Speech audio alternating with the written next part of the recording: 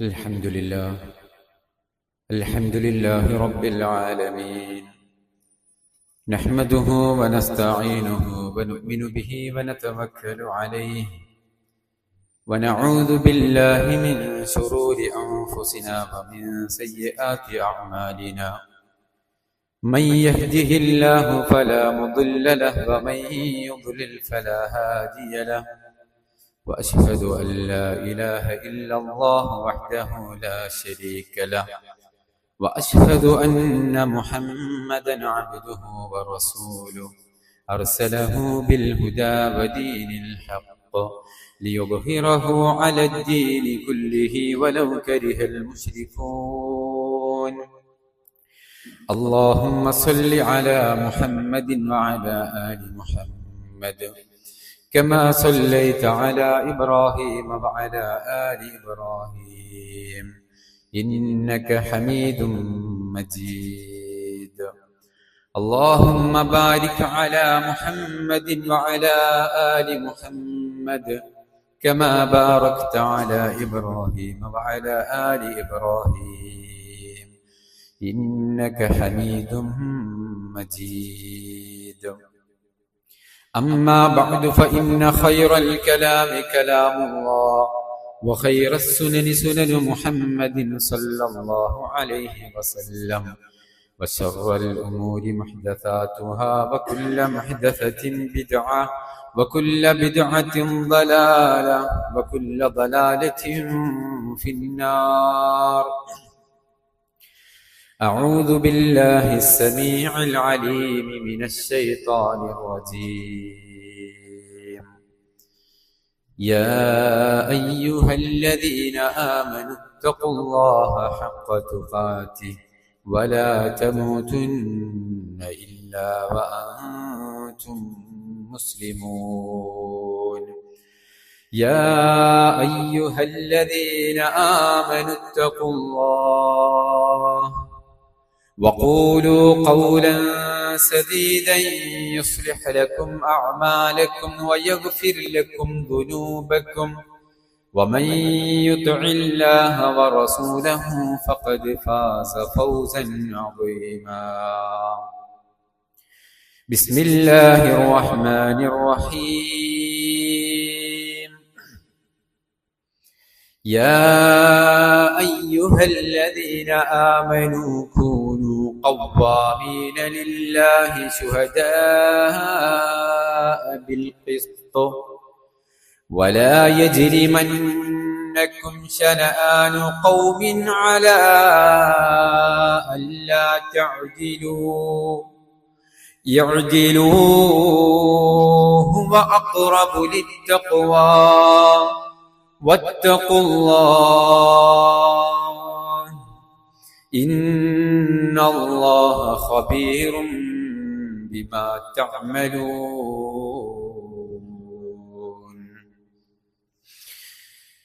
ഏറെ സ്നേഹം നിറഞ്ഞ സത്യവിശ്വാസികളെ, വിശ്വാസിനികളെ, റഹ്മാനും റഹീമുമായ അല്ലാഹു സുബ്ഹാനഹു വ തആലയുടെ വിധിവിലക്കുകളും നിയമനിർദ്ദേശങ്ങളും ജീവിതത്തിന്റെ നിഖില മേഖലകളിലും കാത്തു സൂക്ഷിച്ച് ജീവിതം മുഴുവനും റഹ്മാനായ റബ്ബിന് തൃപ്തിപ്പെട്ട രൂപത്തിൽ ക്രമീകരിക്കാൻ കഴിവിന്റെ പരമാവധി പരിശ്രമിക്കണേ എന്ന് ആമുഖമായി സ്വന്തത്തോടും നിങ്ങൾ ഓരോരുത്തരോടും ഉപദേശിക്കുകയാണ്.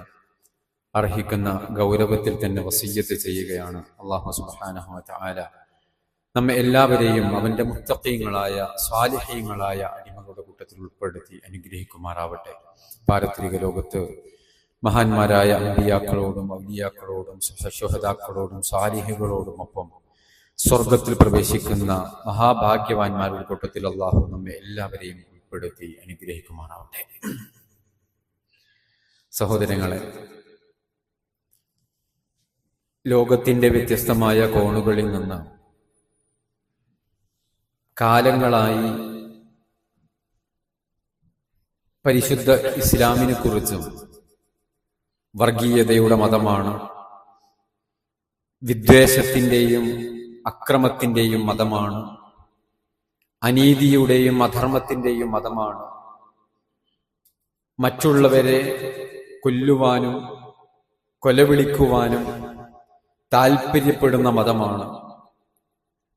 അതിന് ആ മതവിശ്വാസികൾക്ക് പ്രചോദനമാകുന്നത് അവരുടെ വേദഗ്രന്ഥവും അവരുടെ പ്രവാചകനുമാണ്. ഇത് ലോകത്തിന്റെ പല ഭാഗങ്ങളിൽ നിന്ന് കാലങ്ങളായിട്ട് മുസ്ലിം സമുദായം കേട്ടുകൊണ്ടിരിക്കുന്നുണ്ട്.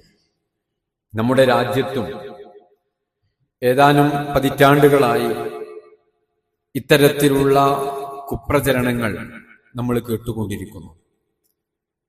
വളരെ ഒത്തൊരുമയോടെയും സാഹോദര്യത്തോടെയും ഐക്യത്തോടെയും കൂടെയാണ് കേരളത്തിൽ വ്യത്യസ്ത മതവിഭാഗങ്ങൾ, ജാതികൾ, ഉപജാതികൾ, സംഘടനകൾ, ആദർശങ്ങൾ, രാഷ്ട്രീയ പാർട്ടികൾ ഇവരൊക്കെ ഉണ്ട്. എങ്കിലും വളരെ തനിമയോടെ, ഐക്യത്തോടെ, സാഹോദര്യത്തോടുകൂടെ ജീവിച്ചിരുന്നവരായിരുന്നു കേരളീയരായ നാം. പക്ഷേ കുറഞ്ഞ കാലമായി നമ്മുടെ നാടിലേക്കും ഇത്തരത്തിലുള്ള പ്രചണ്ഡവാദങ്ങൾ പ്രചരിപ്പിച്ചുകൊണ്ട് അപരമത വിദ്വേഷ പകർത്തിക്കൊണ്ട് മുതലെടുക്കുന്ന ചില ആളുകളുണ്ട്. ആടുകളെ കൂട്ടിമുട്ടിച്ചുകൊണ്ട് ചോര കുടിക്കുന്ന ചില ചെന്നായികൾ എന്ന് നമ്മൾ പറയാറുണ്ട്. ആ രൂപത്തിൽ പരസ്പരം മതവിശ്വാസികളെ തമ്മിലടിപ്പിച്ചുകൊണ്ട് എത്രത്തോളം ഐക്യത്തോടെയും സാഹോദര്യത്തോടെയും കൂടെ നിലനിൽക്കാൻ പരിശ്രമിച്ചാലും നിങ്ങളൊന്നും ഐക്യപ്പെടേണ്ടവരല്ല, നിങ്ങളൊക്കെ പരസ്പരം ശത്രുക്കളാണ് എന്ന് പുറത്തു നിന്നൊരു ശക്തി നമ്മുടെ കേരള ജനതയുടെ തലച്ചോറിലേക്ക് അത്തരത്തിലുള്ള പ്രചണ്ഡവാദങ്ങൾ പ്രവേശിപ്പിച്ചുകൊണ്ട് അവരെ പരസ്പരം ശത്രുക്കളാക്കി മാറ്റുന്ന, പരസ്പരം ഒരു ഭയം ഓരോരുത്തരുടെയും തലച്ചോറിലേക്ക് പ്രവേശിപ്പിക്കപ്പെടുന്ന വല്ലാത്ത ഒരു അവസ്ഥയാണ് നമ്മുടെ കേരളത്തിലും കുറഞ്ഞ കാലമായിട്ട് നമ്മൾ കണ്ടുകൊണ്ടിരിക്കുന്നത്. ഒരു വിശ്വാസി എന്നുള്ള നിലക്ക് ഇത്തരം സന്ദർഭങ്ങളിൽ ഗൗരവമേറിയ ചില കാര്യങ്ങൾ നമ്മൾ മനസ്സിലാക്കേണ്ടതുണ്ട്.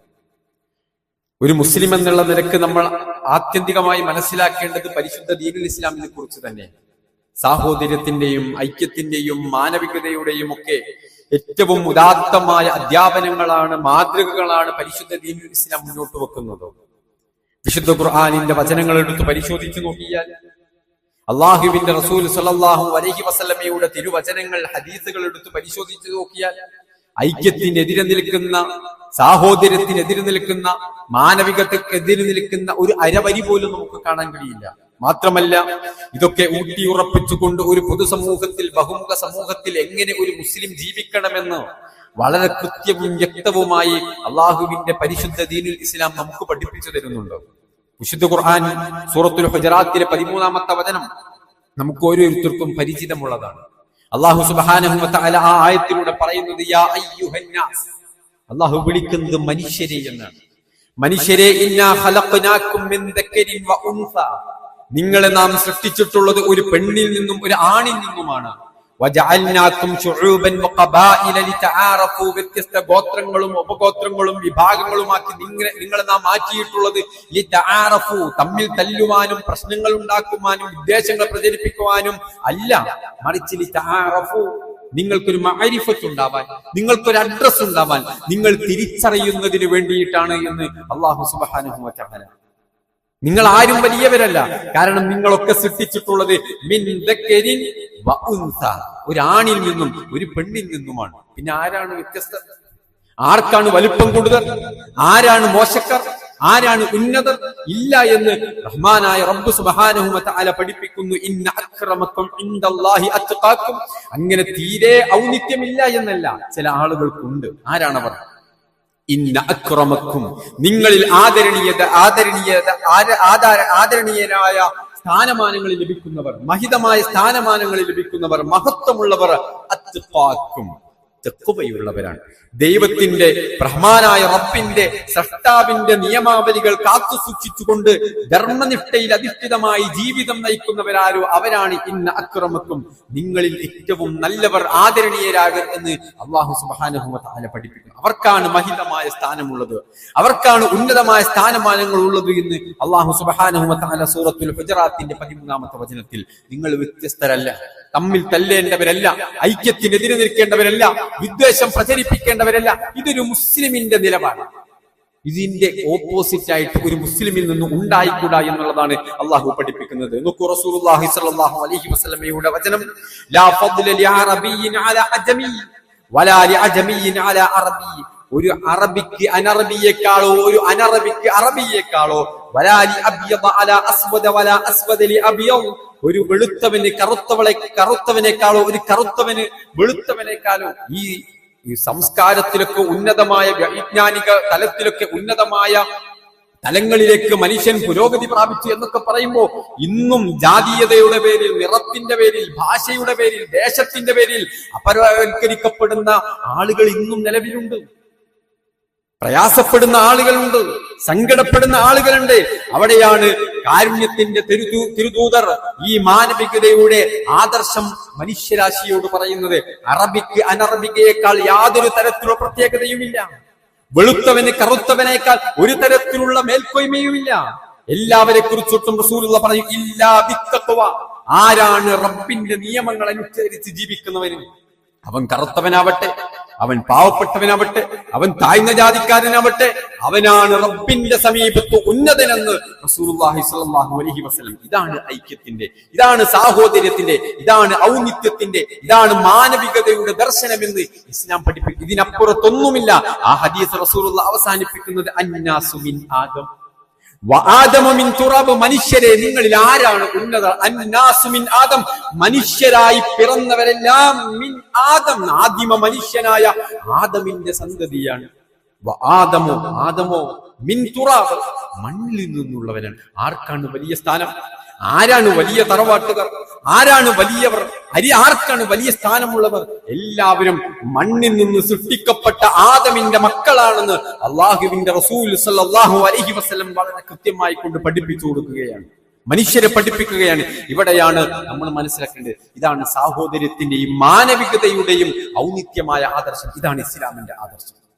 എന്നാൽ വർഗീയത, വിദ്വേഷം, അക്രമം, അനീതി, ഇതൊക്കെയാണല്ലോ ഇസ്ലാമിന്റെ പേരിൽ ആരോപിക്കപ്പെടുന്നത്. ഇതെല്ലാം ഇസ്ലാമിന്റെ ഈ സുന്ദരമായ ആദർശത്തിന് ഈ ഒരു 1-2 വചനങ്ങളല്ല, ഇതുപോലെ ഒട്ടനവധി വചനങ്ങൾ നമുക്ക് ഉദ്ധരിക്കാൻ കഴിയും. ഇത്തരം വചനങ്ങൾക്കെല്ലാം കടക്കൽ കത്തിവെക്കുന്ന ആദർശമാണ് വർഗീയത, വിദ്വേഷം, അനീതി. ഇതെല്ലാം ഇസ്ലാമിന്റെ അന്യമാണ്. നോക്കൂ, റസൂലുള്ളാഹി സ്വല്ലല്ലാഹു അലൈഹി വസല്ലമയുടെ സമീപത്തേക്ക് വന്നിട്ട് ഒരു സ്വഹാബി ചോദിക്കുകയാണ്, യാ റസൂലല്ലാഹ് മൽ അസബിയ്യ, എന്താണ് വർഗീയത? ഇന്ന് വർഗീയതയെ ചിത്രീകരിക്കുന്നത് വേറെയാണ്. ഇന്ന് നമസ്കാരം കൃത്യമായി നിർവഹിക്കുന്ന ഒരു മുസ്ലിം ഉണ്ടെങ്കിൽ, ഹിജാബ് ധരിക്കുന്ന ഒരു സഹോദരിയുണ്ട് എങ്കിൽ, പള്ളിയിൽ പോകുന്ന ഒരാളുണ്ട് എങ്കിൽ, മതത്തിന്റെ ചിഹ്നങ്ങൾ ഉപയോഗിക്കുന്ന ഒരാളുണ്ടെങ്കിൽ അയാൾ വർഗീയവാദിയാണ്. അയാളെ നമ്മൾ ഭയപ്പെടണം, അയാളെ നമ്മൾ സൂക്ഷിക്കണം. ഈ ഒരു ബോധമാണ് ആളുകളുടെ മുമ്പിലേക്ക്, ആളുകളുടെ മനസ്സിലേക്ക്, പൊതുബോധത്തിലേക്ക് ഇട്ടുകൊടുക്കുന്നത്. അവിടെയാണ് നമ്മൾ തിരിച്ചറിയേണ്ടത്. റസൂലുള്ളാഹി സ്വല്ലല്ലാഹു അലൈഹി വസല്ലമയോട് ഒരു സഹാബി ചോദിക്കുന്നു, മൽ അസബിയ്യ, എന്താണ് വർഗീയത, എന്താണ് കക്ഷിത്വം?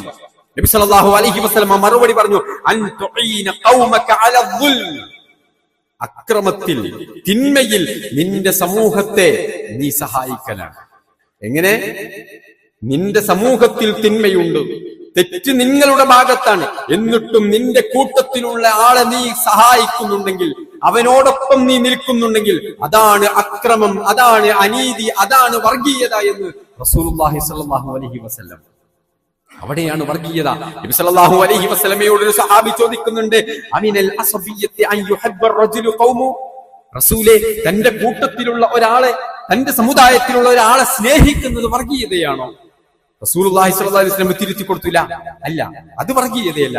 വലാകിൻ മിനൽ അസബിയ്യ, അസബിയ്യ, വർഗീയത, കക്ഷിത്വം എന്ന് പറഞ്ഞാൽ അൻയൻസുറ റജുലു, ഒരു മനുഷ്യൻ സഹായിക്കലാണ്, ഖൗമഹു, അയാളുടെ കൂട്ടക്കാരെ, സമുദായത്തെ, അലദ്ദുൽ, അക്രമത്തിൽ, അനീതി കാണിക്കുമ്പോ, തെറ്റ് ചെയ്യുമ്പോ, അധാർമിക പ്രവർത്തനങ്ങൾ ഉണ്ടാകുമ്പോ, തിന്മകൾ ചെയ്യുമ്പോ, തന്റെ കൂട്ടത്തിലുള്ള ആളാ, അവനെ ഞാൻ സഹായിക്കണം. കാരണം അയാൾ എന്റെ കൂടെയുള്ള ആളാണ്, ഞാൻ അയാളുടെ കൂട്ടത്തിലുള്ള ആളാണ്. ഈ രൂപത്തിലുള്ള സഹായങ്ങൾക്കാണ് ഏറ്റവും വലിയ അനീതി, അക്രമം, വർഗീയത എന്ന് പറയുന്നതെന്ന് റസൂലുള്ളാഹി സ്വല്ലല്ലാഹു അലൈഹി വസല്ലം.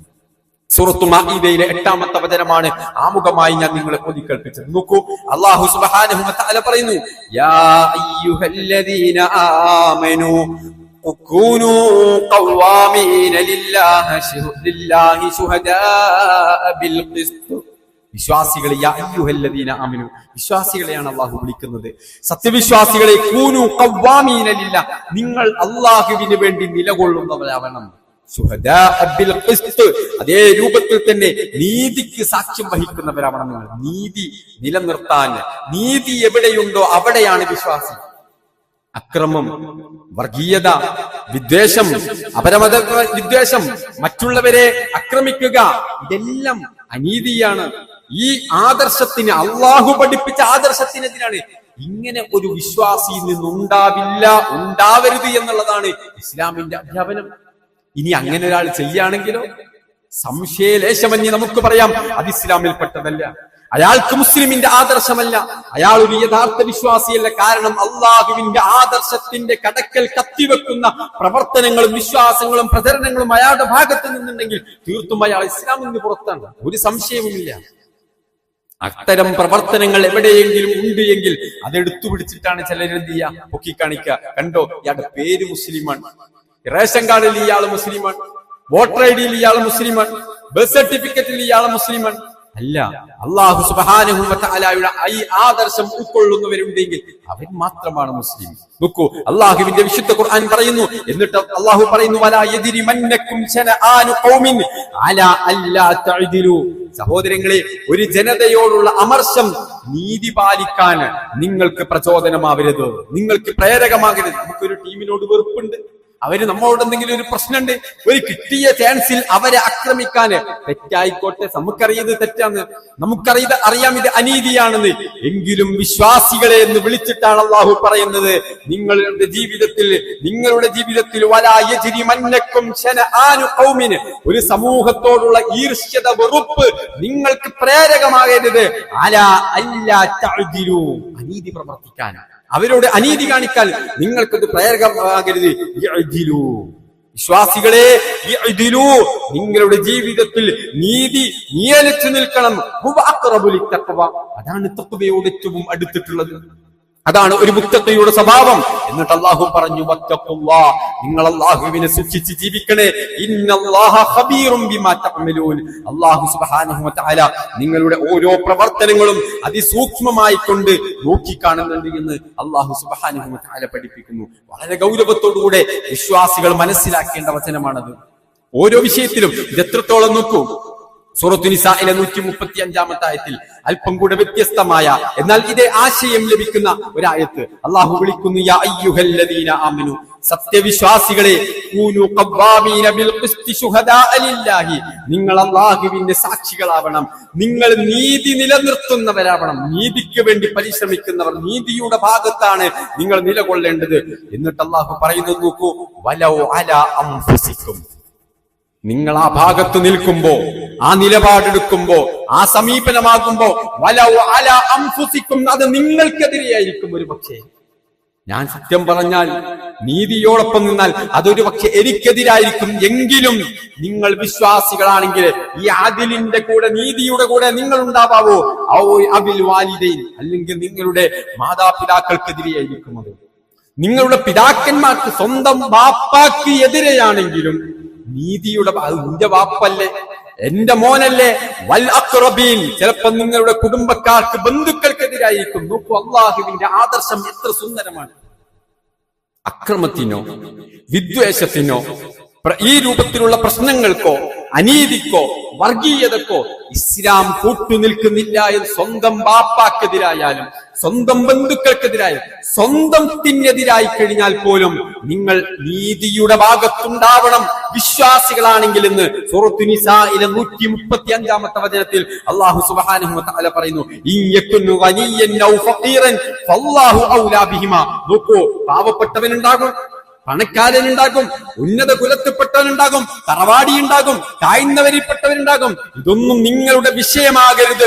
നീതി നിലനിർത്തുന്നിടത്ത് അല്ലാഹു ഔലാ ബിഹിമാ, അവരൊക്കെ അള്ളാഹുവിന്റെ സൃഷ്ടികളാണ്. അള്ളാഹുവാണ് അവരെങ്ങനെ സൃഷ്ടിച്ചിട്ടുള്ളത്, അള്ളാഹുവാണ് അവരുടെ വിഷയത്തിൽ നടപടികൾ എടുക്കുന്നത്, അള്ളാഹുവാണ് അവരോട് ഏറ്റവും ഔലാ ബിഹിമാ, അള്ളാഹുവാണ് അവരോട് ഏറ്റവും അടുത്തത്. ഫലാ തത്തബിഉൽ ഹവാ അൻ തഅദിലു, നീതി പാലിക്കുന്നിടത്ത് നിങ്ങൾ നിങ്ങളുടെ ഇഷ്ടങ്ങളെ പരിഗണിക്കരുത്. നമുക്ക് തോന്നും, എന്റെ വാപ്പല്ലേ, എന്റെ കുടുംബക്കാരനല്ലേ, അല്ലെങ്കിൽ അയാളല്ലേ പൈസ ഉള്ള ആള്, ഇയാള് പാവപ്പെട്ടവനല്ലേ? ഇല്ല. നിങ്ങളുടെ താല്പര്യങ്ങൾ പ്രചോദനമാവരുത്, നിങ്ങളുടെ താല്പര്യങ്ങൾക്ക് അവിടെ സ്ഥാനം നൽകരുത്. നീതി നിലനിർത്തുന്നിടത്ത് നിങ്ങൾ വളച്ചൊടിച്ചാൽ, നിങ്ങൾ കൃത്രിമം കാണിച്ചാൽ, നിങ്ങൾ തിരിഞ്ഞു കളഞ്ഞാൽ അല്ലാഹ് കാണുന്നുണ്ട്, അല്ലാഹ് നോക്കുന്നുണ്ട്, അല്ലാഹ് വീക്ഷിക്കുന്നുണ്ട്. ഇതിനൊക്കെ പാരത്രിക ലോകത്ത് ചോദ്യം ചെയ്യപ്പെടുമെന്ന അതീവ ഗൗരവമുള്ള താക്കീത് നൽകുന്നത് വിശ്വാസിയോടാണ്. ഈ വിശ്വാസിയെ വർഗീയവാദിയാക്കാൻ, ഈ ഖുർആനിന്റെ ആയത്തുകൾ ഉൾക്കൊണ്ടുകൊണ്ട് ജീവിക്കുന്ന ഒരു മനുഷ്യൻ എങ്ങനെ വിദ്വേഷം പ്രചരിപ്പിക്കാൻ, ഈ പ്രവാചകന്റെ അനുയായിയായ ഒരു മുത്തഖിയായ ഒരു മുഅ്മിനായി ജീവിക്കുന്ന ഒരു മനുഷ്യന് എങ്ങനെയാണ് അപരമത വിദ്വേഷം പ്രചരിപ്പിക്കാൻ, അതിനുവേണ്ടി പരിശ്രമിക്കാൻ? ഇല്ല, അത് മുസ്ലിമിന് സാധിക്കുകയില്ല. ഒന്നാമത്തെ മുസ്ലിം മുതൽ അവസാനത്തെ മുസ്ലിം ആദം നബി അലൈഹി സ്വലാത്തു വസ്സലാമിന്റെ മക്കളെ നമുക്കറിയില്ലേ? ആദം നബി അലൈഹി സ്വലാത്തു വസ്സലാമിന്റെ ഒരു മകൻ മുത്തഖിയായിക്കൊണ്ട് ജീവിച്ചപ്പോ അവിടെ ഒരു പ്രശ്നം നടന്നത് നമുക്കറിയാം. കാബീലും ഹാബീലും തമ്മിൽ അവിടെ ഒരു മകനെ കൊല്ലാൻ വേണ്ടിയിട്ട് ശ്രമിച്ചപ്പോ ആ മകൻ പറയുന്ന ഒരു വർത്തമാനം,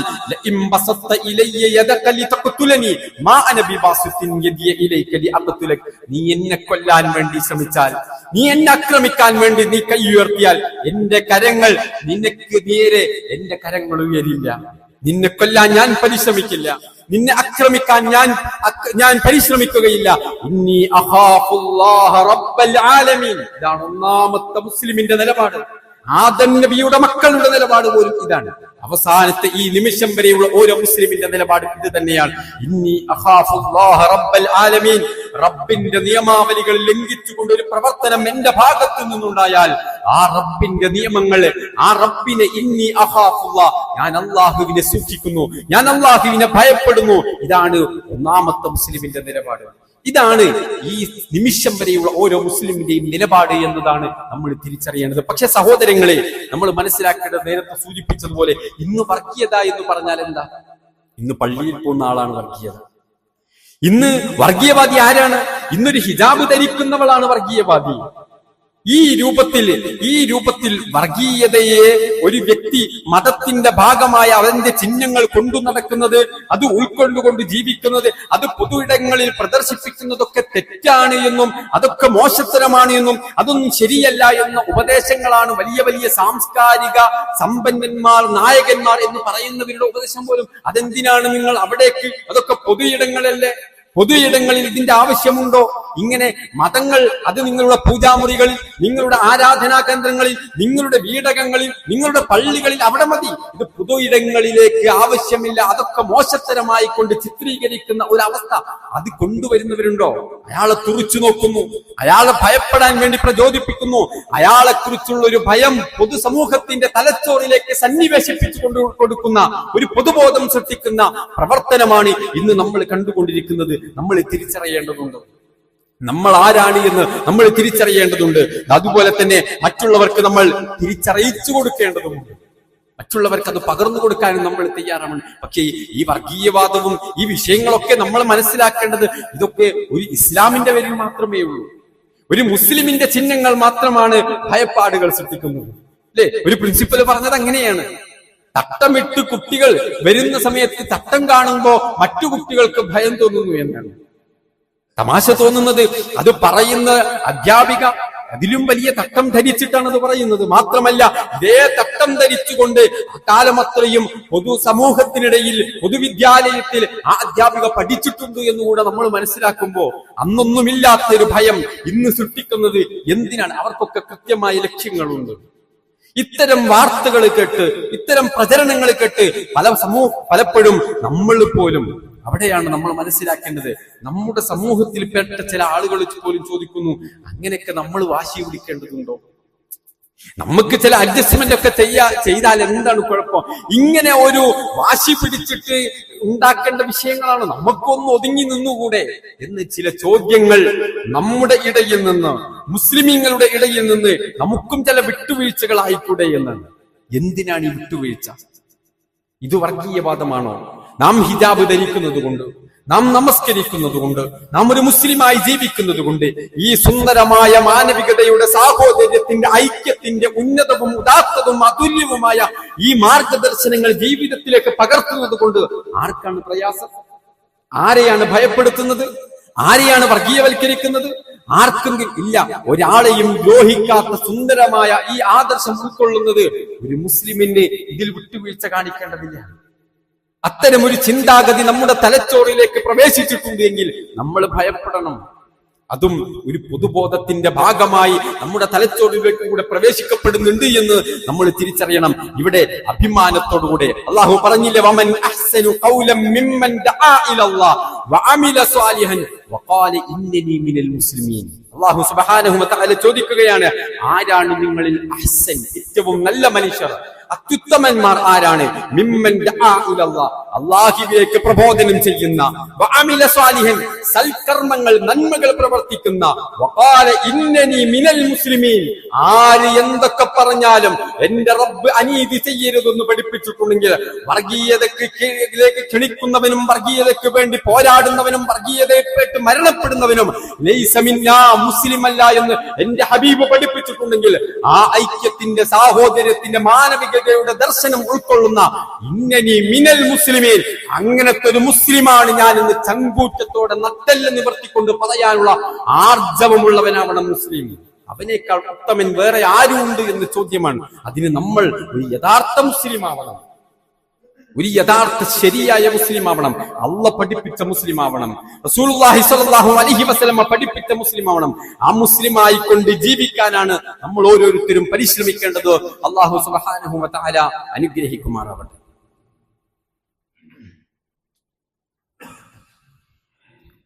അൽഹംദുലില്ലാഹി റബ്ബിൽ ആലമീൻ, അസ്സലാത്തു വസ്സലാമു അലാ അഷ്റഫിൽ അംബിയാഇ വൽ മുർസലീൻ വഅലാ ആലിഹി വഅസ്ഹാബിഹി അജ്മഈൻ. അമ്മാ ബഅദ്.